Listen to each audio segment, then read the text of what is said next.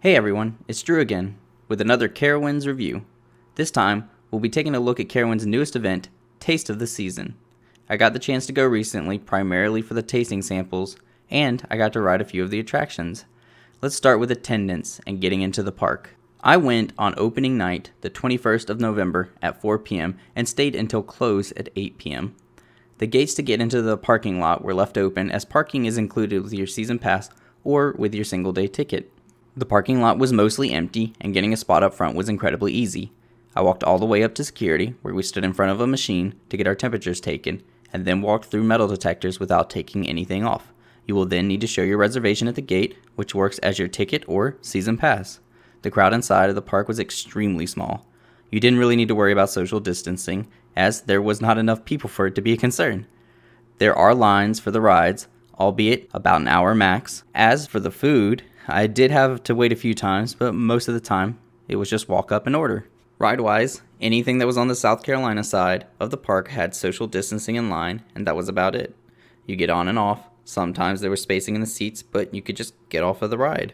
On the North Carolina side, you'd have to wait to be let off the ride, row by row, where they would spray down the carts after each go-around, so the load times were significantly longer than they looked. Copperhead Strike was having technical difficulties when we tried to ride, where the line looked like it was 10 minutes and ended up being about 30. That will hopefully be ironed out over the event. I just want to stress the wait times on the app are wildly inaccurate. Afterburn said it was an hour wait. We literally walked onto the ride. With how few rides are open, I don't recommend coming to the event strictly for rides, though Afterburn and Copperhead Strike are great coasters. Theming wise, this is a depressing Winterfest lookalike. I really appreciate the Carowinds opened at all in 2020, but this just feels empty. There are Christmas decorations, but nowhere near as many as previous years. I really enjoyed the firelit seating, but lighting of previous years is missing in several parts of the park. The only sections that are really done up for the season are Camp Snoopy and the walkway through the middle of the park by Nighthawk, which looks amazing. The rest of the sections had decorations randomly spread out, with specific sections being completely walled off, like over by Fury and Hurler. There were several performances throughout the park, ranging from dancing to bands. Again, the decor this year isn't exactly what I came to the event for. It's about the food, but the theming is a nice bonus. This is not the same romantic Christmas light walk of years past. The main draw for the event is the samples. They have 30 different items ranging from cranberry cookie dough balls to Sunday best shrimp and grits. This is fairly valued with each being $5, but honestly for park prices, this is a steal. We decided to try the following 6: Southern Fried Pecan Pie, Yuletide Crab Sandwich, Comfort and Joy Bread Pudding, 'Tis the Seasoned Pot Roast Fries, Home for the Holidays Peach Cobbler, and Wintertime Turkey Stew. First, we went to the Carowinds Cafe since it is so close to the entrance and got the Southern Fried Pecan Pie. We just walked up to the counter and got our tasting card since we had already prepaid online. I honestly had low expectations for the fried pecan pie, but we both loved it. Easily the best of the samples. It was gooey on the inside and perfectly fried on the outside. I highly recommend this one. We then moved on to Chicky and Pete's, where we had the Yuletime Crab Sandwich and the Comfort and Joy Bread Pudding.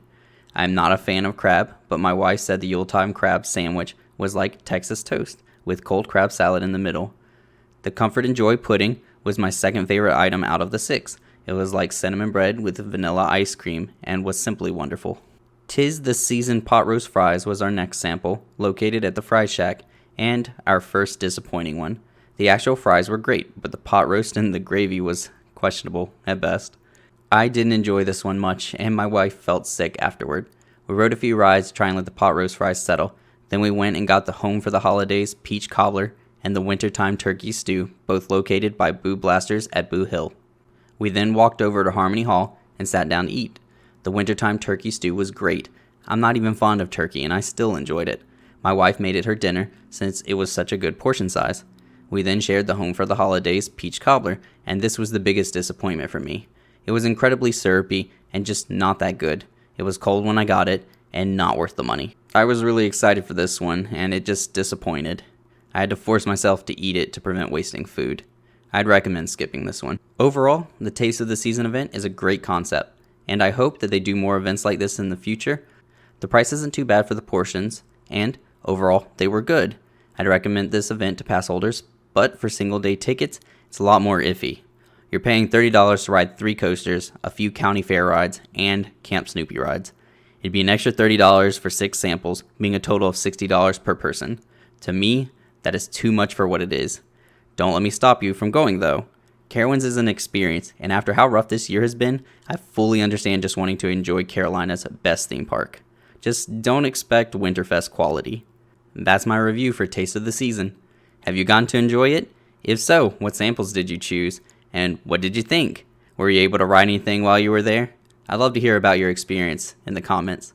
Don't forget to like, comment, and subscribe. Until next time.